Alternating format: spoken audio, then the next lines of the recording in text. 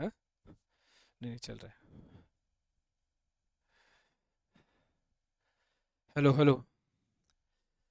तैयारी ऐसी करो कि गली मोहल्ले आपके नाम हो जाए, ताकि लोग कहे कि ये वो मोहल्ला है जहाँ स्टेशन मास्टर रहता है।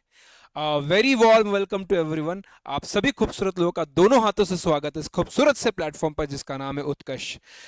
तो प्यारे बच्चों, आरआरबी एनटीपीसी 2024-2025 के आखिरी घड़ी में क्या इंपॉर्टेंट है, कैसी तैयारी होनी चाहिए, क्या स्ट्रैटेजी फॉलो करना चाहिए, और हर वह सच्चाई जो जिससे आपको रूबरू होना ये इंपॉर्टेंट है। कई बच्चों को लगता है कि फॉर्म भर दिया तो सिलेक्शन हो गया, और कई बच्चों को यह भी लगता है कि यार इतने ज्यादा करोड़ों फॉर्म भरे जा रहे हैं, उसमें वैकेंसी इतनी है तो मेरा नहीं होगा। तो प्यारे बच्चों, वो हर बातों पे करेंगे, हर छोटी छोटी छोटी बारीक बातों से करूंगा, और मैं फैक्ट्स के साथ बताऊंगा, कट ऑफ के साथ बताऊंगा, और आपकी परसेंटेज ऑफ सिलेक्शंस के साथ बताऊंगा कि क्या चीजें इंपॉर्टेंट है। ठीक है, तो बात करते हैं मास्टर स्ट्रोक की बात करेंगे। तो तैयारी हमें ऐसी करनी है कि ये अपनी गली अपने नाम हो जाए। ठीक है प्यारे बच्चों, तो देखो ध्यान से। सबसे पहले एक बात बता दूं कि फॉर्म्स कितने लोगों ने भरे हैं। तो लगभग 1 करोड़ 21 लाख, है ना, लगभग 1 करोड़ 22 लाख के करीब लोगों ने फॉर्म भरा है। दो चरण में फॉर्म भरे गए हैं, दो तरीके के, एक ग्रेजुएशन लेवल, है ना, जिनका ग्रेजुएट हो चुके थे वो उनका, और दूसरा है अंडर ग्रेजुएट। ये लगभग 3500 वैकेंसी के लगभग है, और ये 8113 वैकेंसी है। ठीक है, अब बात करते हैं बाइफर्केशन की, बात करते हैं। देखो बच्चों, तो जो ग्रेजुएशन लेवल के फॉर्म भरा गया था, तो उसकी जो कुल फॉर्म भरा गया है वो 58,40,861, मतलब 59 लाख के करीब, और उसमें वैकेंसी जो है वो 813 है, 8113 है। तो प्यारे बच्चों, अगर मैं इसकी परसेंटेज को कैलकुलेट करूं तो ये 0.14% आता है। 0.14% का मतलब है कि हर हजार बच्चों में से, हजार बच्चों में से 1.14, मतलब लगभग दो बच्चे मान सकते हो, हर हजार बच्चों में से। और प्यारे बच्चों, हजार बच्चे तो आपके गांव में भी लोग नहीं देते हैं, इस बात को ध्यान रखना। आपके पूरे गांव में हजार बच्चों ने नहीं दिया होगा, लगभग 5 6 7 8 10 गांव को मिला दोगे ना, तब हजार बच्चों लोगों ने आरआरबी का फॉर्म भरा होगा, और उसमें से भी दो बच्चे हैं ना। तो इस बात को समझना है कि एकदम आसान तो नहीं है, लेकिन कुछ स्ट्रैटेजी ऐसी है जिसको आपको फॉलो करना है। ठीक है, ये फैक्ट्स की बात कर रहा हूं मैं। यहां 63 लाख लोगों में करीब 3500 वैकेंसी है, तो जो कि 0.06% है। मतलब ग्रेजुएशन वाले में जिन्होंने ग्रेजुएट कर लिया वो तो उसमें थोड़ा सिलेक्शंस का परसेंटेज थोड़ा ज्यादा है, इसमें थोड़ा कम है, मतलब लगभग इसका आधा परसेंटेज है। ठीक है, बट तैयारी की स्ट्रैटेजी अगर आपने नहीं बताया ना, तो आप प्यारे बच्चों तो कभी नहीं आओगे। इस बात को समझो, आप एकदम सोच के देखो कि 0.14% का मतलब होता है कि हजार बच्चों में दो बच्चों का, लगभग मान लो 1000 बच्चों में दो बच्चों का सिलेक्शन। आप एक बार सोच के देखो, क्या आपके गांव में हजार बच्चों ने फॉर्म भरा? नहीं। क्या आपके जैसे 10 गांव में हजार बच्चों ने भरा होगा? हाँ, अगर 100 बच्चे अगर मैं 10 गांव से ले लूं तब जाकर हजार बच्चे होते हैं प्यारे बच्चों। ठीक है, तो इस बात को ध्यान रखना। हो सकता है कि आप इकलौते होगे आपके गांव में जिनका selection as a station master या फिर डिफरेंट वैकेंसीज पे हो जाता है। बहुत अच्छी स्ट्रैटेजी अगर फॉलो करते हो तो सिलेक्शन जरूर होगा। क्या स्ट्रैटेजी है, सारी बातें मैं आपको बताऊंगा। ठीक है, तो ये पद थे, लगभग इतने लोगों ने वैकेंसीज फॉर्म भरा था। ठीक है, दो चरण थे, एक ग्रेजुएशन लेवल और एक अंडर ग्रेजुएट लेवल। ठीक है, अब बात करते हैं बच्चा कि एग्जाम कैसे क्लियर करे। ठीक है, एग्जाम होगा कब? तो आरपीएफ का अंतिम चरण चल रहा है, एग्जाम ऑलरेडी चल रहे हैं कई चरण में, तो इसका मतलब 18 मार्च को आरपीएफ एंड हो जाएगा। तो आपके जो एनटीपीसी का जो एग्जाम है वो अप्रैल 2nd 3rd या 4th वीक में जरूर हो जाएगा। ठीक है, क्योंकि जितने भी नोटिफिकेशंस में सारे डेट थे तो लगभग उनके आसपास ही एग्जाम्स कंडक्ट हो चुके हैं। तो आरपीएफ के बाद तुरंत बाद, मतलब अप्रैल के 2nd या 3rd वीक में आप एग्जाम एक्सपेक्ट कर सकते हो, मतलब बहुत ज्यादा समय नहीं बचा हुआ। ठीक है, अब करें कैसे, अंतिम चरण में आपको क्या करना चाहिए? तो प्यारे बच्चों, एग्जाम उसका क्लियर होगा जिसका कंसेप्ट बहुत क्लियर है ना, कंसेप्ट क्लियर है। तो इस बात को ध्यान रखो, ये पहला चरण, आपको टॉपिक का कंसेप्ट क्लियर होना ही पड़ेगा। ठीक है, दूसरा, डेली का प्रैक्टिस बहुत इंपॉर्टेंट है, सिर्फ कंसेप्ट क्लियर नहीं, उसकी प्रैक्टिस भी बहुत इंपॉर्टेंट है।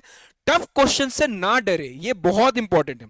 कई बच्चे जो है ना वो टफ टफ क्वेश्चन से क्या करते हैं, कई बच्चे जो है वो टफ क्वेश्चन से डर जाते हैं। ठीक है, कई बच्चे जो हैं वो टफ क्वेश्चन से डर जाते हैं कि नहीं, टफ टफ क्वेश्चंस नहीं करना है, आसान क्वेश्चन में उन्हें मजा आता है ना, और उनको लगता है कि सिलेक्शन हो जाएगा। नहीं, इस बात की बहुत बारीकी से जानकर चलिए कि जो बच्चा एसएससी सीजीएल का है, जिसने दिल्ली दरोगा सीपीओ का है, जो एसएससी सीएचएसएल की तैयारी कर रहा है, जो सीडीएस या एफडीआर की तैयारी कर रहा है, ये हमेशा अपर हैंड पे रहते हैं। इनकी तैयारी भी अच्छी है, इनका सिलेक्शन नहीं हुआ है।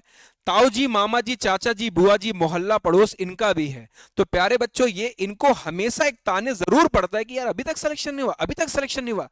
तो एक तो प्लस पॉइंट इनके पास ये है कि इन्होंने एसएससी सीजीएल जैसे बड़े एग्जाम्स की तैयारी कर रखी है। दूसरा दूसरा ये है कि इनको 1 साल, 2 साल, 3 साल हो चुका है, और एज लिमिट तो इसमें है ही। तो प्यारे बच्चों, ये हमेशा अपर हैंड में होते हैं, तो इस बात को ध्यान रखना है। इनको बीट करने के लिए स्ट्रैटेजी आपको फॉलो करना है। डेली का प्रैक्टिस बहुत इंपॉर्टेंट है। टफ क्वेश्चंस को करना बहुत ज्यादा इंपॉर्टेंट है, और बिल्कुल भी ये मत सोचिएगा कि 3 से 4 घंटे में आपकी तैयारी हो जाएगी। डेली की 10 से 12 घंटे में आपको सिटिंग हैबिट रखना है। तो बाबू सोना टोना मोना सब एक तरफ, 10 से 12 घंटे बांध कर बैठ जाओ, रील राल सब छोड़ दो, ठीक है, एकदम समझ ध्यान रख लो। हाँ, पावर नैप के जैसे आप ले सकते हो कि आपने देख लिया थोड़ा सा, कोई बात नहीं, लेकिन इस बात को ध्यान रखना बहुत कम समय बचे हुए हैं, ठीक है। तो 10 से 12 घंटे की सीटिंग हैबिट है, इसे मेंटेन करके चलेंगे। ये 10 से 12 घंटे किस तरीके से फॉलो अप करना है ये मैं आपको बताऊंगा, ठीक है।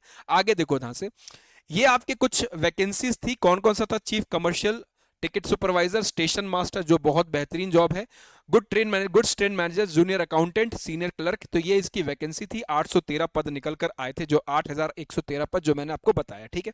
अब प्यारे बच्चों, अगर मैं अंडर ग्रेजुएट लेवल की बात करूं तो ये वाली चीजें हैं, देखिए, commercial cum ticket clerk, account आ गया, फिर अकाउंटेंट हो गया, उसके बाद जूनियर हो गया और ट्रांस क्लर्क। तो ये आया था 3445। तो ये आपकी वैकेंसीज थी जो कि आपने ऑलरेडी भर रखा है फॉर्म को, ठीक है। अब प्यारे बच्चों बात करते हैं कि 12 घंटे की सिटिंग प्लान कैसी होनी चाहिए, ठीक है। 3 सेक्शन निकल कर आएंगे, एक मैथ्स होगा, रीजनिंग होगा, एक जीएस होगा, ठीक है। इस बात को ध्यान रखना, मैथ्स और रीजनिंग एक ऐसी सब्जेक्ट्स हैं जिसमें आपको 100% को के टारगेट करना, मतलब आपको 90% से फाइनल एग्जाम में 90% से कम स्कोर कर ही नहीं सकते, आपके पास कोई और चारा नहीं है। क्यों? क्योंकि जीएस में 100% स्कोर नहीं होगा, इस बात को मानकर आप कुछ भी पढ़ लो, वो पूछ लेगा वेल मछली के पेट को क्या कहते हैं, आप नहीं बता पाओगे, ठीक है। अशोक के त्रिपिटक के बारे में कुछ ना कुछ ऐसी डीप पूछ लेगा जिसके नॉलेज आपको नहीं है। जीएस में 100% स्कोर नहीं होता है, तो इस बात को ध्यान रखो। ये दोनों चीजें जो हैं, इसमें आपको 100% स्कोर करना और इसमें गलत नहीं करना। इसका स्ट्रैटेजी आपको ऐसी फॉलो करना है। स्टैटिक, करंट और जनरल स्टडीज 3 सेक्शन आएंगे जिसके बारे में हम बात करेंगे। तो इस जीएस वाले सेक्शन में आपको 70 से 90% तक स्कोर करना है, नेगेटिव नहीं करना है। यहां कंप्लीट ट्राई करना है, ठीक है, और यहां पर आपको 70 से 80% आपको स्कोर करना है। कट ऑफ के बारे में भी हम बात कर रहे होंगे कि किस तरीके से स्ट्रैटेजी लेकर चलेंगे, ठीक है। 2 घंटे का मॉक एनालिसिस करना है, तो ये 4 और 2 6, 6 और 4 10 और 2 घंटे, 1 घंटा मॉक देना है, 1 घंटा मॉक का एनालिसिस करना है। बच्चे यहां गलती करते हैं, मॉक देके छोड़ देते हैं, एनालिसिस नहीं करते। एनालिसिस ही सबसे खूबसूरत चीज होती है, ठीक है। अल्टरनेट डेज में मॉक और एनालिसिस कर सकते हो, ये भी आप कर सकते हैं, ठीक है। अब बात करते हैं इसमें कि 2 पेपर होगा, 2 चरण हो गए, एक सीबीटी 1 और एक सीबीटी 2। अभी सीबीटी 1 होने वाला है। सीबीटी 1 और सीबीटी 2 का सिलेबस और स्ट्रैटेजीज दोनों सेम रखिएगा आप, ठीक है। पेपर भी सेम आने वाला, कुछ नया सब्जेक्ट एड ऑन नहीं होने वाला, ठीक है। तो सीबीटी 1 की बात करें तो सीबीटी 1 में जो आपका है रीजनिंग, जीएस, जीके जीएस के आपके 40 क्वेश्चन और मैथ्स के आपके 30 क्वेश्चन। तो 100 क्वेश्चन होने वाले, 100 मार्क्स का, और 90 मिनट की है। 1/3 का नेगेटिव है, 33.33%, ठीक है। तो 1/3 आपका नेगेटिव है, 1/3 आपका कटेगा। ये सीबीटी 1 की बात है। 90 मिनट में 100 क्वेश्चंस आपको करने हैं इन 3 सेक्शन का, ठीक है।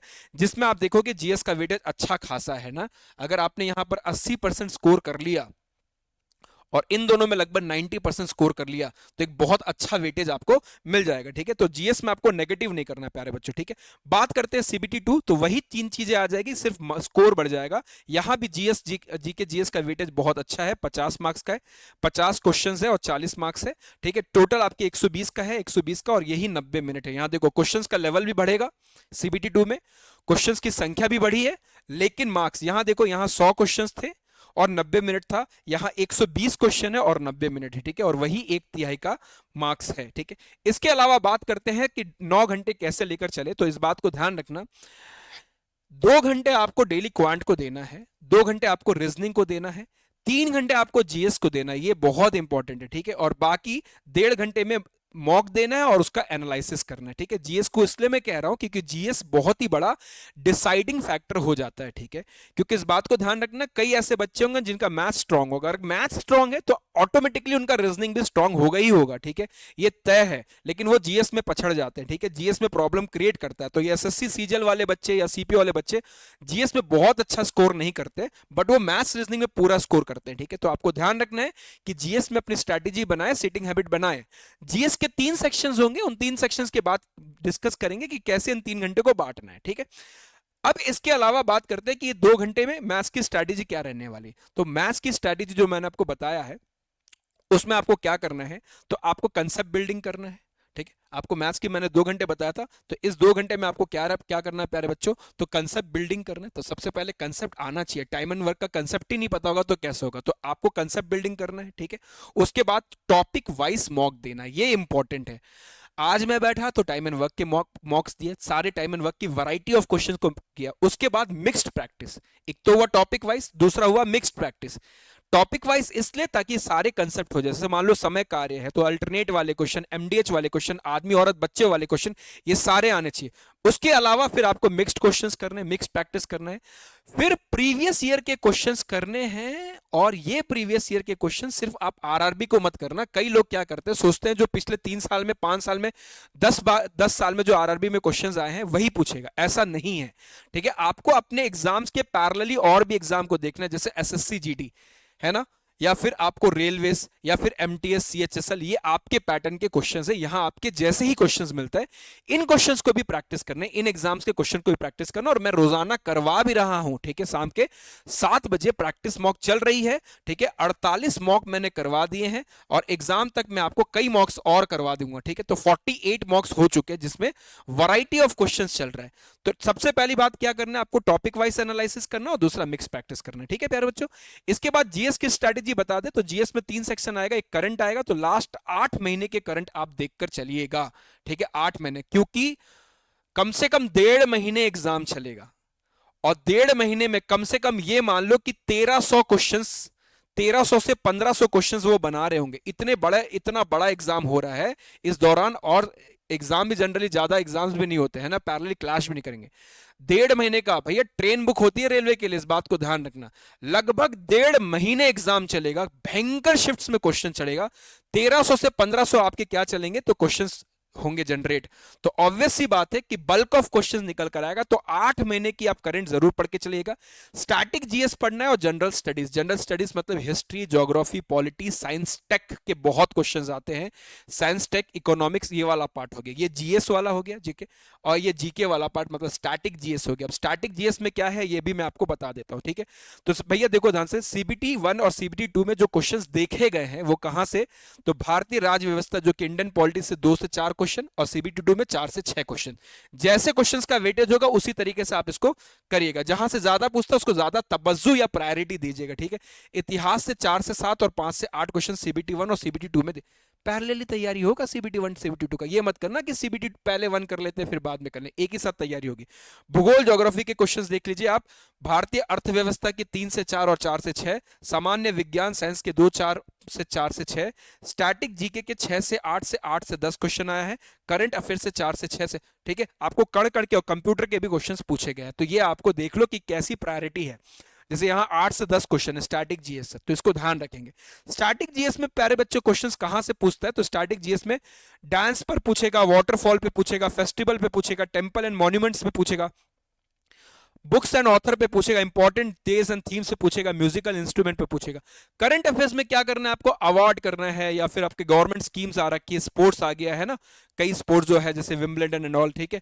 अपॉइंट्समेंट कौन नियुक्त हुआ, नियुक्ति की बात कर रहा हूं। रैंकिंग एंड इंडेक्स मतलब भारत का रैंक क्या है, यहाँ कौन इंडेक्स में रैंक है। एमओयू का क्या साइन हुआ है ना, तो ये मेमोरेंडम जो साइन हुआ उसके बारे में 2024 का ओलंपिक आप जरूर देख लीजिएगा, ओलंपिक से क्वेश्चन पूछेगा, बजट से क्वेश्चन पूछेगा। तो ये सारी चीजें स्टैटिक जीएस और करंट अफेयर्स का पार्ट है, ठीक है।